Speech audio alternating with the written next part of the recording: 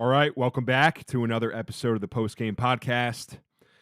Tough one in Philadelphia today. The Phillies absolutely blow. Well, I guess they didn't blow it, but they stunk in the NLCS series against the Mets and blow up what was a really good 2024 season. So just brutal, tough one. But thankfully, we have a great guest on the Post Game Podcast today. He is the former director of strength and conditioning and performance for the New York Yankees and a World Series champion.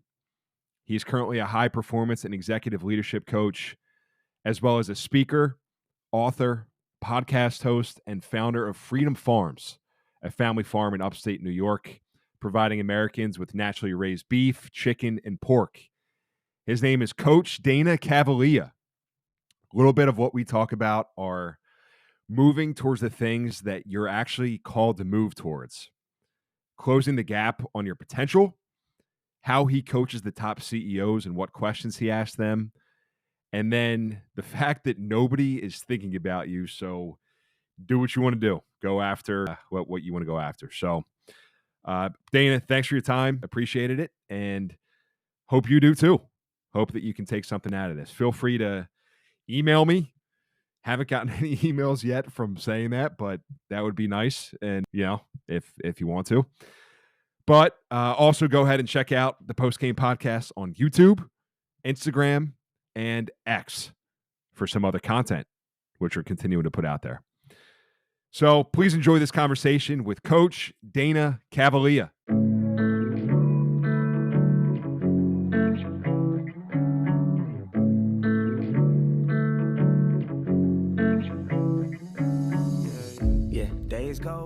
All right, Coach Dana Cavalea. Thanks for coming on, man. This is awesome. Just pumped to connect with you, and I appreciate you taking some time.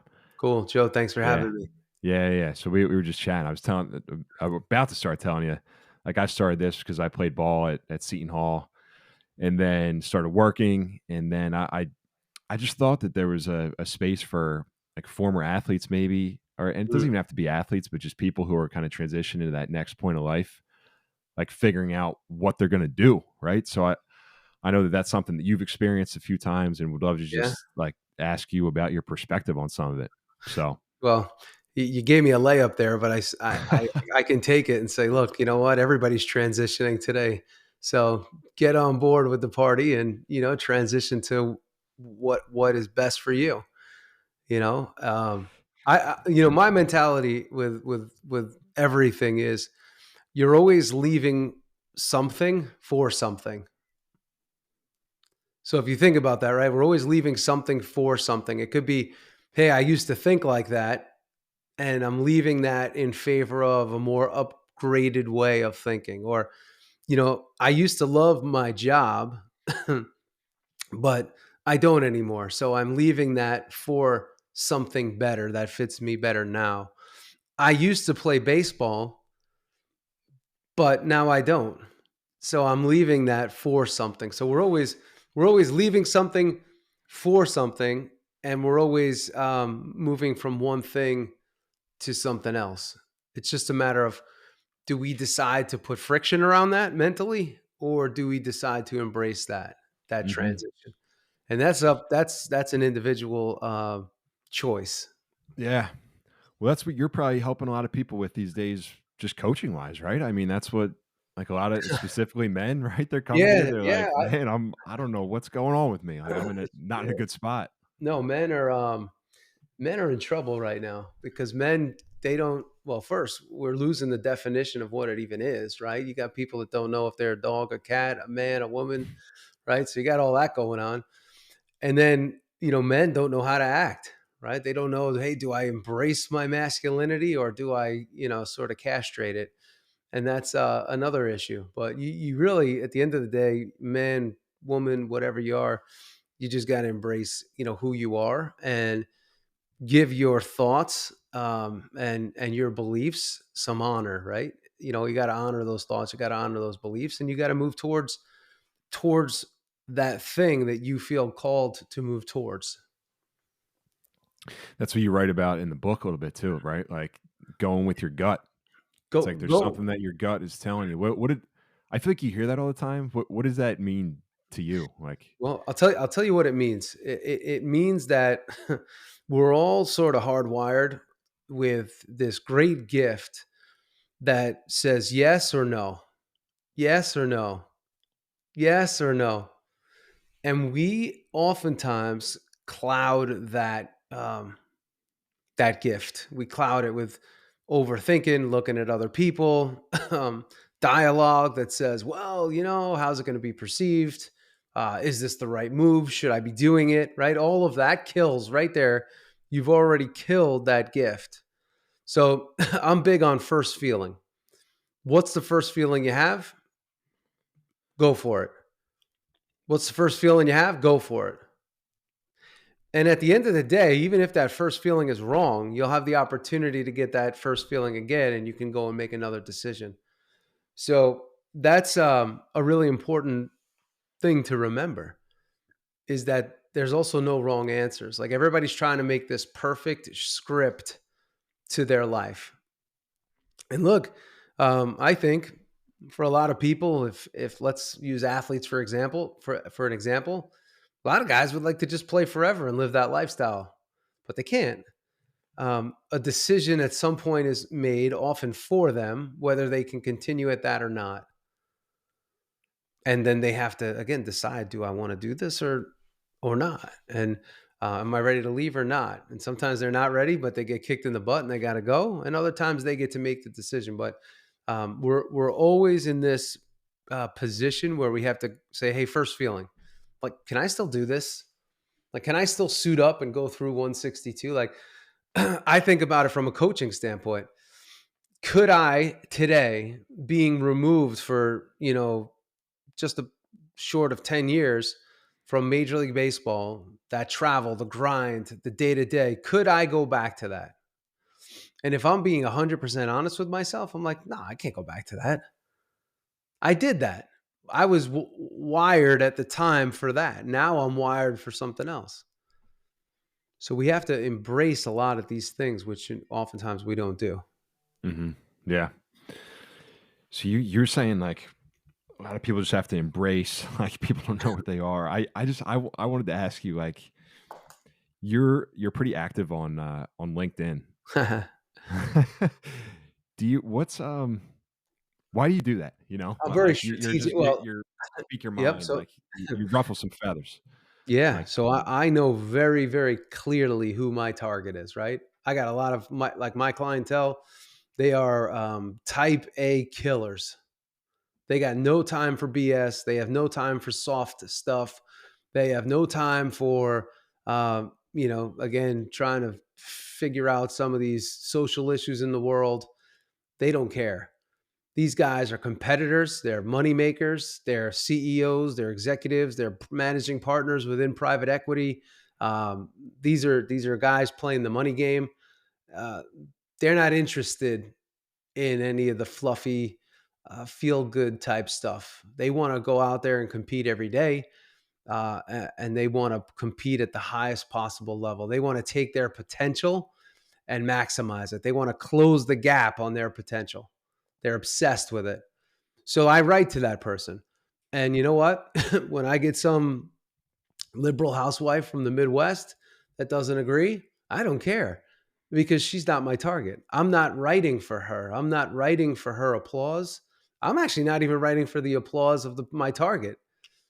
I'm writing in a way, in a style that best represents um, what I believe through experience and what I see in front of me.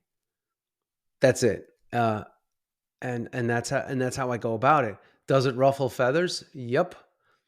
And does it play very interestingly in the marketplace where I don't get a lot of comments? Yes, but I get a lot of private comments. Like, I get a lot of private messages of guys that are like afraid to put their nuts out there on the line and say, "Hey, I really like that." When you call out a whole group of people for having vaginitis in a public market, that'll ruffle some feathers. And some guys piss don't people want to off. put they Yeah. don't want to put their writing, their comments down below. That's okay. But it's all very strategic branding, brand building, and attraction based persuasive writing. Sure. Yeah, and guys will, yeah, because that's the thing. I think about that too. Like, you're kind of afraid to say what you really want to say at times, right? I mean, it's especially It's if you're working for a big company or something like that. I don't know. Yeah, you kind of have to reel it in a little bit. it's So interesting because again, I work with a lot of CEOs of big companies, and these guys, the way I'm writing, they're feeling. They're not into a lot of what's going on. They're not. They're not into the excessive, hug fest DEI stuff. They're not into that. They're being forced to do that, and they hate it.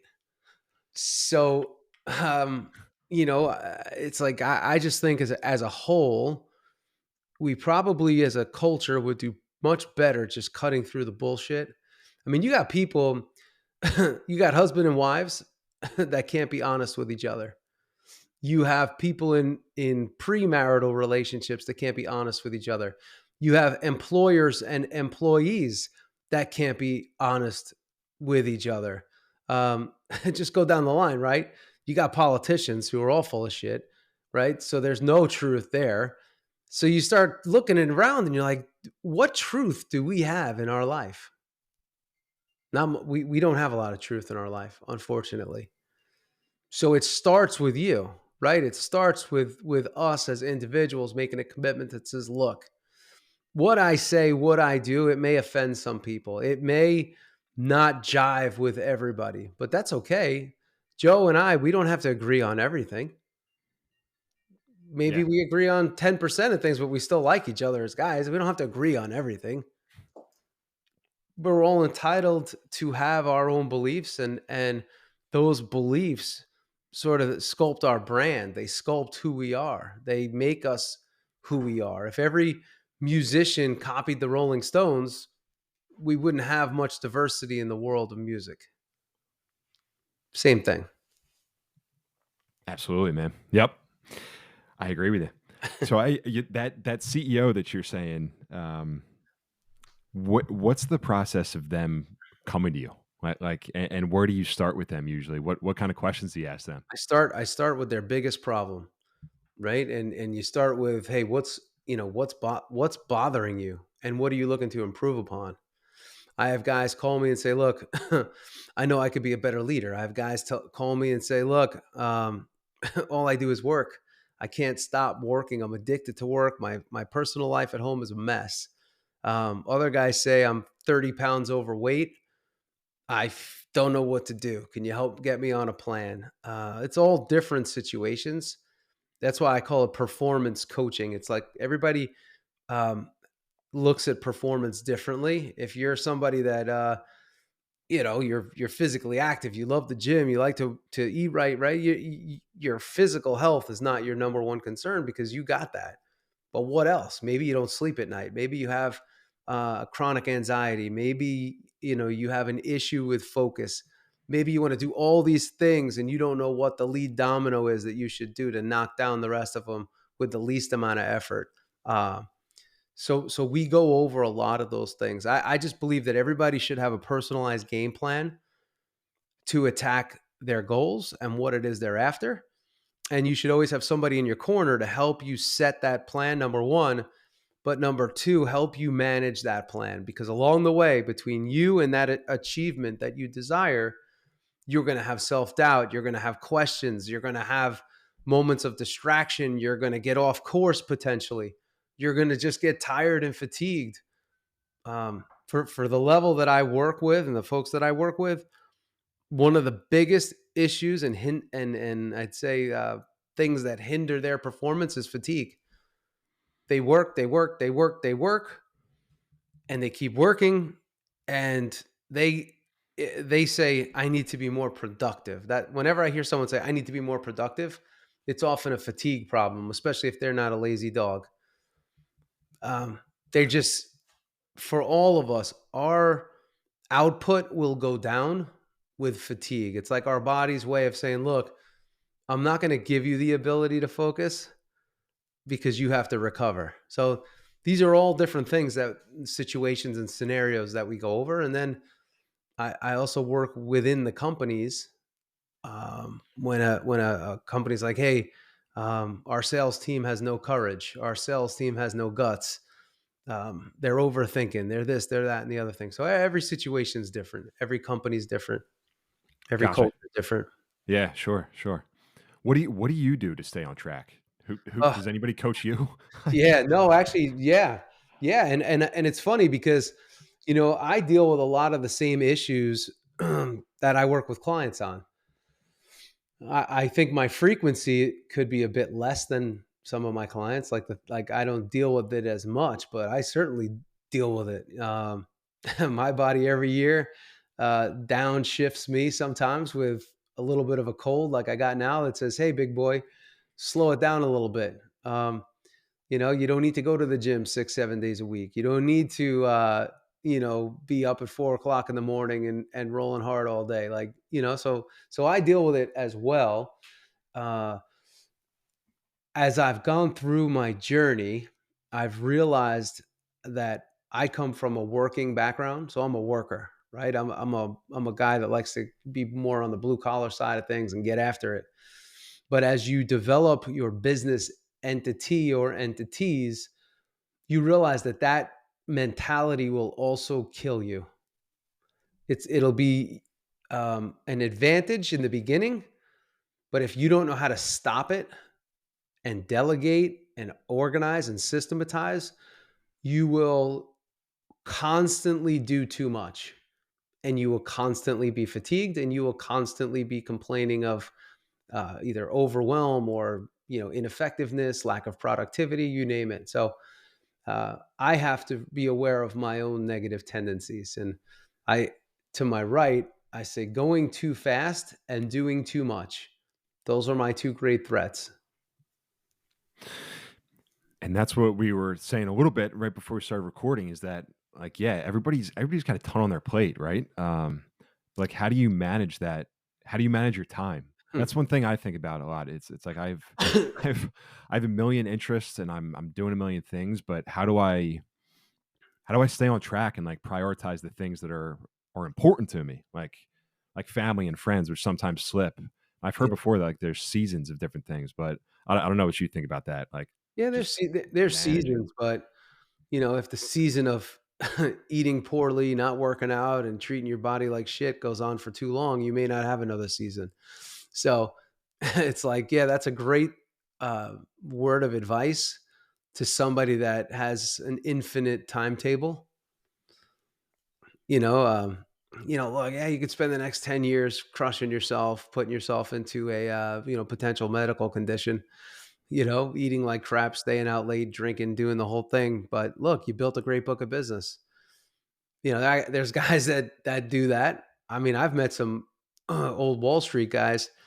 These guys are 50 years old, some of them, and they look like hell. Some of them 60 years old, they look like they're half dead because they went so hard for a period of time. I'm thinking of this one guy, his name was Roger, and I had a couple gyms in Westchester County in New York, and this guy came in and he was literally like 55 years old and retired. I, I can almost guarantee you today that he's dead. He just went so hard as a floor trader, and he did it for 10, literally, like I think he said 10 to 15 years of his life. College, 15 years, retired by like 40, and Yeah. had nothing left. Fried himself out. Couldn't continue. So the season thing, I don't quite believe. The only thing I would believe is, look, like, hey, you got a venture you're about to start. You want to open a bagel store. You want to open an online business. You want to do something like that. Your first 6 to 12 months are going to require more of your time. They're going to require more of your personal energy before you can start turning things over 100%, 80%, 75% to a team. But if this goes on for an extended period of time, it's a death trap because you may not be able to get out. Mm. So Yeah. like Yeah. I have a lot going on. I have I Yeah. How do coach. you do it yourself? Yeah, you got Yeah, so many yeah. things. It's tough, man. I coach. I we have a farm, right? We have a direct to consumer meat business. We ship meat all over the country, and I got trucks going out and doing all that. We got animals we got to manage. Uh, it's the one thing I realize is like you're only as good as your team, and we've heard that a couple times in our lives. But you got to have good people that want it. They want the ball. You don't want people you have to overmanage. You don't want people that can't think. You don't want overthinkers. You want people that can help your entity go. So I try to in my mind say, okay, where are we going? That's like one of my top questions. Where are we going? Where are we going? And are we going side to side? Are we going forward and a little bit back? Or are we on a course that will move us forward? Are we on a course that'll move us forward? Like let's use a podcast for an example. Just hypothetically speaking. If you love the podcast and that's your thing, and you use it for maybe some people use a podcast for recreation, and that's a way for them to decompress and relax, and they enjoy it. It's a joy project. Well, the expectation from that should not be for you to turn it into like a multi-million-dollar entity. It should be to just this is a joy project. I do it because I love it. It helps me relax. Now, if you're looking at it from the other end, saying, "Look, I want to use my podcast as a sales engine. I want to attract people. I want to whatever." That's a different plan. That's a different track in the mind. So there's different ways in which we would operate. Same podcast, but we would operate around those things differently. If we're using it to generate clients, we do it one way. If we're doing it for a little bit of relief and fun and engagement and just we do that differently. So everything you do, you got to realize like where am I going with this? You're speaking to me right to me, man, with that one, because that's what I think about. I'm like, yeah, I enjoy doing this, and then there's days where I'm like, man, why don't I think about turning it into something more? Like some of the people I'm talking to, like working with athletes, and have a recruiting company or something like that, but I don't have a perfect vision around that. That's what I kind of Yeah, struggle with, and I'm like, do I need one? I don't know, but just like, yeah, it's fun, but I'm like, yeah, I think I could be doing something more with it. So well, yeah. And I can don't you know. compete? Do you want to compete at the higher levels of podcasting? All right, these are different mentalities. We've gotten in trouble in our country today. I believe because we look at it like every minute of our time has to be used functionally. Where, hey, what's wrong with a guy that just wants to turn the mic on and chat with interesting people and share the message? Like what's wrong with that? Well, he doesn't have sponsors, and he's not getting the likes and the numbers that he would want for. Like if you're just doing something because you really love to do it and it's therapeutic, it's recreational, it's got these secondary benefits, that's a great thing.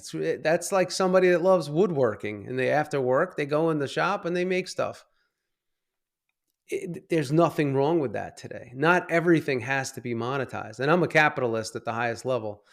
Um, Mhm. but not everything has to be monetized. You can do things for just love doing it. I just love doing it. I just love doing it. It's good.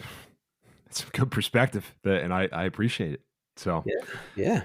all right, That's man. Listen, I want to ask you one more thing. I was just wondering about because I think in this Habits of a Champion, Joe Girardi wrote the foreword to it. Is that yeah.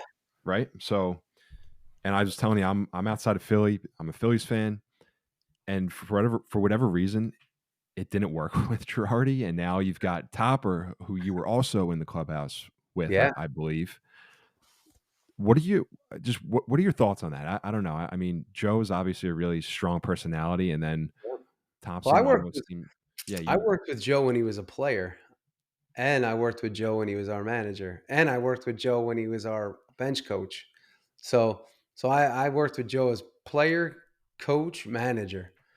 And I've had my times of banging heads with Joe. But like I said before, right, we don't always have to agree, but we can be friendly and we can be close and such. So I mean, we would bang heads and then go work out together. Joe's a Joe believes what Joe believes. It's like how we started this chat today, right? He's convicted in what he believes. And if you go against what he believes, you've gone against what he believes. And he can be a little more confrontational in that way because he believes in what he believes, right? He's willing to fight for that. That's not a bad thing either. Where Rob Thompson is very similar to Joe. Like Topper would get to the ballpark at like 4 a.m. in spring training, and I mean he's as type A as they come. He's showered and ready to go, full uni by 6 a.m. So he's wired tight too. He has a different level of relatability to players, right? Joe will say, "Hey, Joe, doing and out." Where Toms will come by and say, "Hey, what do you got, Joe? What are you thinking?"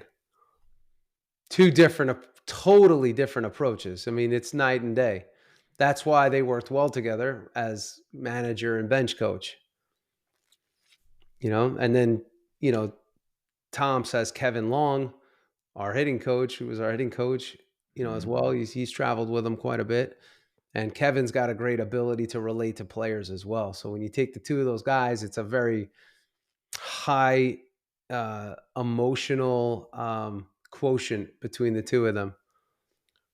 And today's player, today's worker, they need that.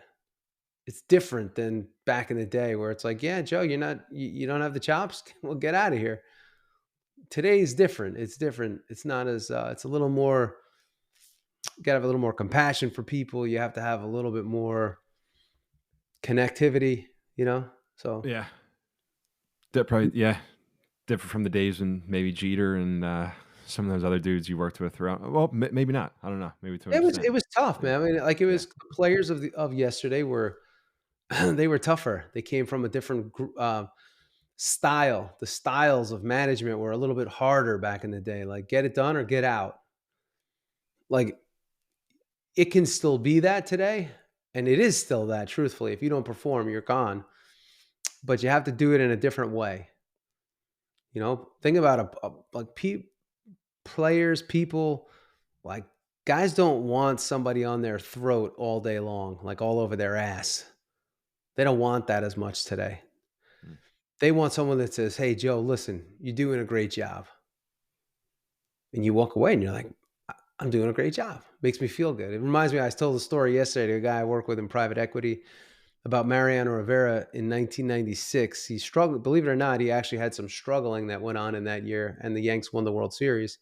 But it was his first full season as a Yankee. And Joe Torre came up to him after one of his bouts that he struggled with and said, "Mo, listen, I just want to tell you this. You're not getting sent back down. You're not getting sent to the minors. You will be on this team at the end of the season." And from that point on, that conversation on, everything changed.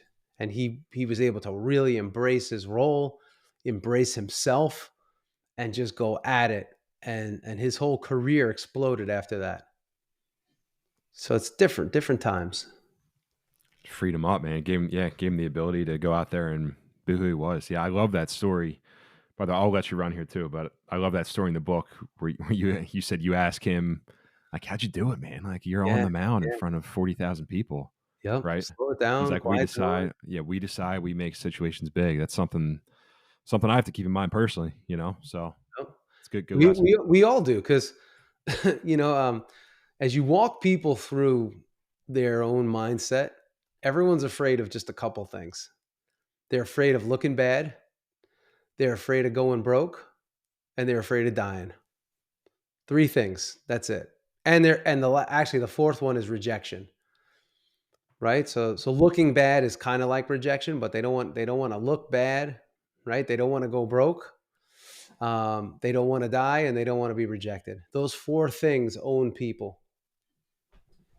You know what? I think those are worth writing down because it's what owns us.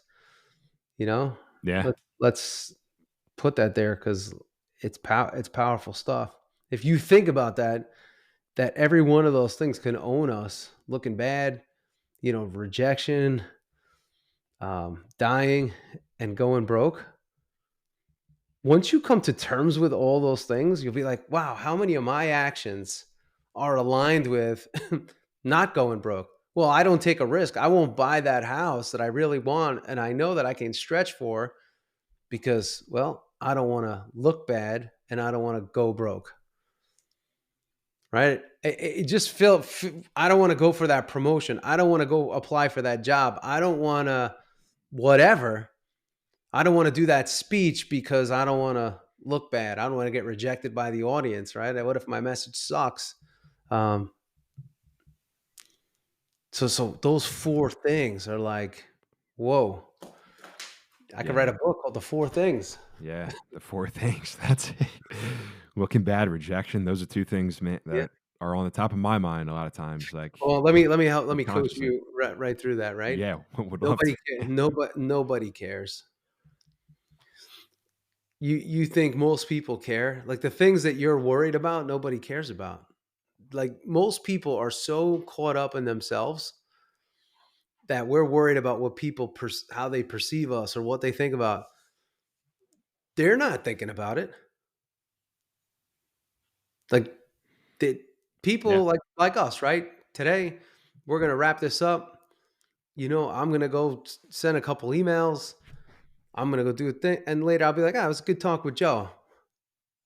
That's it. Now, I'm not looking for, hey, oh my God, you see that little hair out of place there? Oh my gosh, I should have shaved before. Right, all that kind of stuff. That's like our own game that we just crush ourselves with. But nobody really cares. Everybody's running to the next thing. I mean, it's just nobody really cares. Like Diddy was hot for a couple days last week. Now nobody cares, right? It's Everybody's true. on to Vance and that other guy. And next thing you know, that's old news. And then, it's playoff baseball and then that's old news. And next thing you know, you're at the Super Bowl and talking about the halftime show. And then nobody even remembers right now who did the halftime show this past year. Nobody really cares. Nobody cares. Yeah, man. Yeah, that's just a reminder, I guess, for yourself to do what you actually wanna do, right? Do what you I want to mean, do. You get one spin, you get one life. Why give other people that much control, input, impact on your life?